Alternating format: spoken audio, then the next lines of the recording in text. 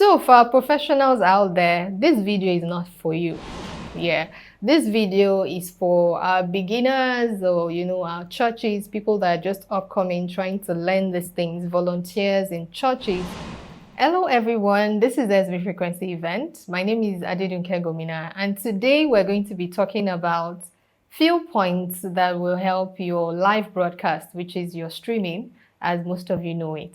Now, I'm sure you must have noticed that a lot of people will come on your live stream and maybe they don't stay. And, as they're watching, they'll just watch for 1 second and they just leave. And that is because there are some things that you're not doing right on your live stream. Now, you could also notice that in the comment section, a lot of people are complaining. They're like, media, we can't hear sound, we can't hear this, why is the video gone off? What's happening with the streaming, because of the internet you have, etc. Now, these are the reasons why a lot of people will leave your live stream. So follow me through this journey as we show you things that can help your live stream. Now, we have situations whereby when we join your live stream, we're hearing this certain buzz in the background, like we have different kinds of those sounds. Some are and sometimes it's even louder than what the person is saying or the pastor preaching is saying, and that is all we hear on your live stream. Now, how do we solve this issue of cable noise? Now, as the name implies, it's the noise on the cable. So all you have to do is to trace it. You have to check the cable that is coming from the mixer, which is the audio mixer, into the live streaming software or the sound card that is used for the vMix softwares or OBS or whichever softwares you use for your live stream. Now you must note that a lot of you sometimes will connect two cables. One may be fine and the other one may not be fine. For example, if you use two cables for left and right, because we've had incidences whereby we would listen to the live stream and on the left is clean, but on the right, there's a lot of buzz. Now, putting that together on people's phones, it's a combination of left and right on the phones, and we would hear a lot of buzz.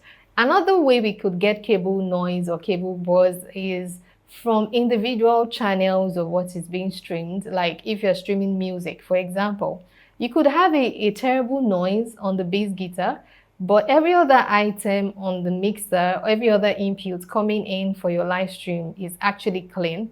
So you have to trace each one of the input signals one after the other to make sure that all the channels are clean for live broadcast. Now, just in case you are not an audio engineer and you are the media guy in charge of streaming, you have to walk up to the audio guy and you guys have to trace what is causing this actual buzz. Now, in most cases, right, if it's the same mixer you're using for the front of house and you're also using that for your live stream, now you have incidences whereby there's some cable noise that would not be noticeable in the physical church auditorium, right? But it will be noticeable on the broadcast. So how do I trace this? You have to wear headphones and solo each one of the channels one after the other to be able to trace which channel is giving you that cable buzz or noise. And after you found whichever channel it is or whichever cable is causing the buzz, all you need to do is replace it or fix that cable, right? Another thing that can cause cable noise can be from the generator. Yes, there's what we call grounding, right? There's a way that the generator noise can come into your live stream or your video recording your actual sound, right? So to actually avoid that, you have to get an electrician to make sure that the grounding or the earthing of the power system is done properly, and that way it doesn't go into your live streaming. Another thing that can cause cable noise or cable buzz can be electromagnetic interference. Yes, so that is when your cables are lying alongside the light cables. By light cables, I mean the stage light cables or any other electrical lights in the hall. So you have to make sure that your cables are not running parallel to the light cables or the stage light cables that are in the hall. That way you can reduce or remove or eliminate the electromagnetic interference that can happen on your audio signal, thereby removing the cable buzz. So finally, on cable noise for now, right? If you want to learn more, you can come for our courses, but for now, right? So you have to go to church or to your setup a day before to trace this thing one after the other for you to be able to be certain where the cable noise is coming from. So the next thing that can affect your live stream has to do with your video and audio quality. Yes, video and audio quality. Now, this has to do with the quality of the internet you have for your live stream. Now, as you know, for those of us that are in Nigeria or in African countries where we don't have very good or reliable internet, the internet quality you get from routers are actually of a lower quality compared to the internet quality you get from fiber.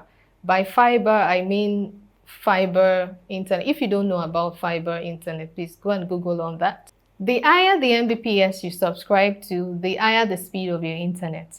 So now I'm going to be focusing on people that mostly, for example, you cannot subscribe to the very high Mbps, because this is the thing.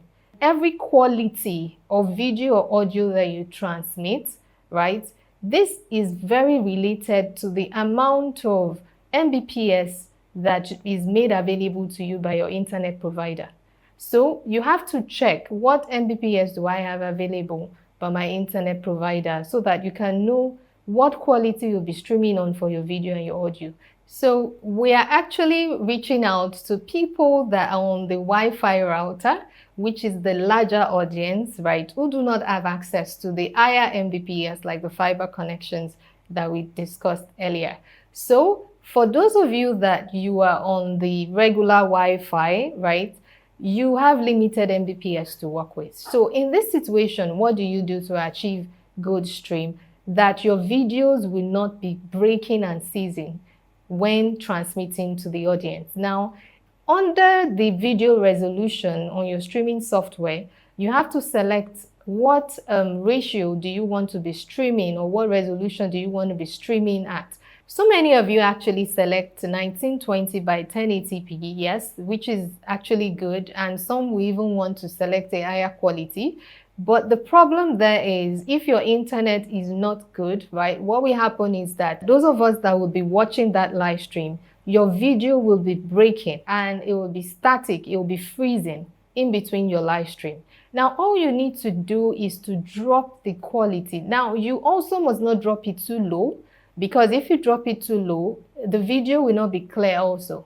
So once you notice that your internet, because sometimes internet fluctuates, this minute is actually going good, and the next minute the upload speed reduces, right? So what you have to do is that you have to go into your settings of your streaming software and drop that quality to, for example, 1280 by 720, or you can even go as low as 854 by 480, right? So in other words, don't go too low or don't go too high, because most of us at the watching end, we don't even go up to 1920, because most of your end users to have the same Wi-Fi internet issues. So some of them will watch at 480p, you know, and it's still clear and good enough for them, especially on YouTube, where you can change your video quality and all that. So you have to make sure that you are not going too high, and at the same time,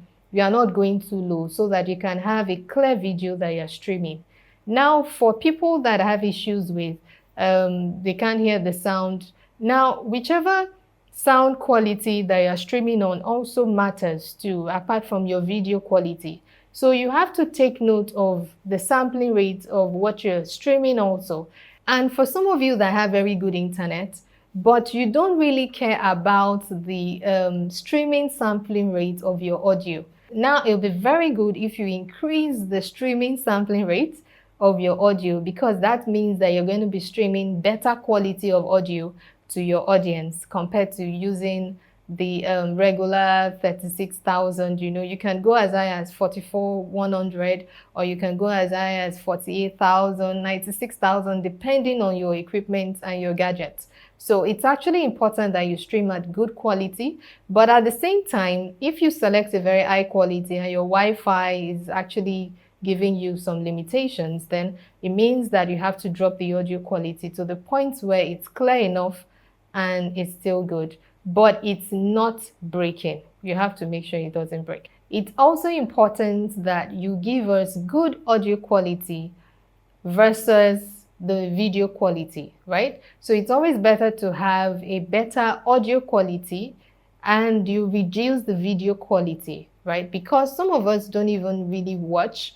All we need the video is to have an idea of what's going on, but the audio is what is most important. And some of you also stream that same audio quality on MixLR, right, which is just an audio-based software that we can listen to. So you also have to make sure that the audio quality is actually good compared to the video. So if I have to make a choice, I will choose more of my audio quality, right, versus my video quality. Lastly for today, the other point that is a major issue during your live stream is the issue whereby the video and the audio don't match.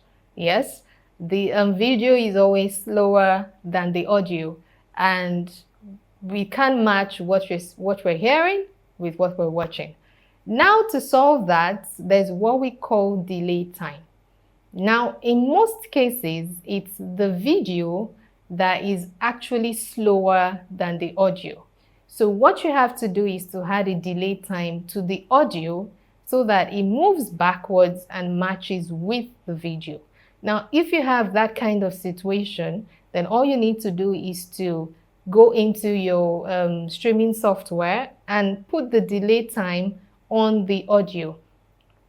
Now, how do you know what delay time? You have to practice, you have to keep changing the values till you notice that the video and the audio matches. There are more technical ways of achieving that here, but this video is for laymen, so you should just keep adjusting those values till you notice that the video and the audio is now in sync. And remember, the delay time is going to be added on the audio and not the video. Now also there's an issue of the delay time in the physical hall, right? This is just an extra tip. So for some of you that are in maybe a church and you're watching a screen and you notice that the video on the screen doesn't match the physical audio in the room. Now, we will not tell you to delay the audio in the room, and those are because of professional reasons. We're not going into that. To learn more of that, come for our audio training courses where we will teach you more about that. But now, back to our video.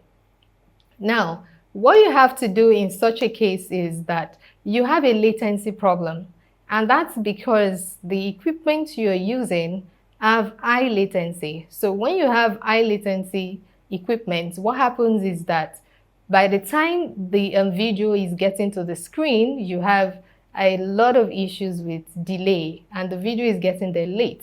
So in this case, what you have to do is to change your equipment to equipment that have lower latency, right? So these things are always in the manual of these gears when you buy them. Some equipment are stated low latency equipment. So you have to make sure you do that. And that way you'll be sure that whatever is coming on your screen is actually going to match with your audio in the hall. Now, for other situations whereby you are streaming to an audience that is outside the hall, in such cases, the audio is always faster than the video. So in such cases, it's the same thing you would do like we did for the live stream.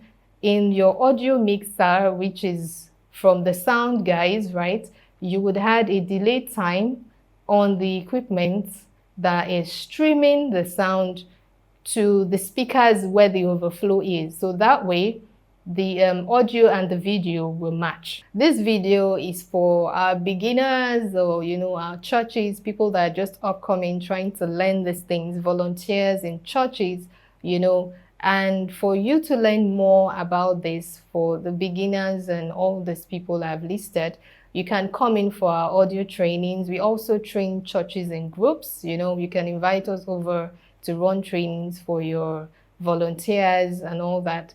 So to learn more about our training courses, our contacts are on all our social media platforms. You can reach us, and don't forget to subscribe to all our social media handles too. Till when next to see you again, this is SB Frequency Events. Bye.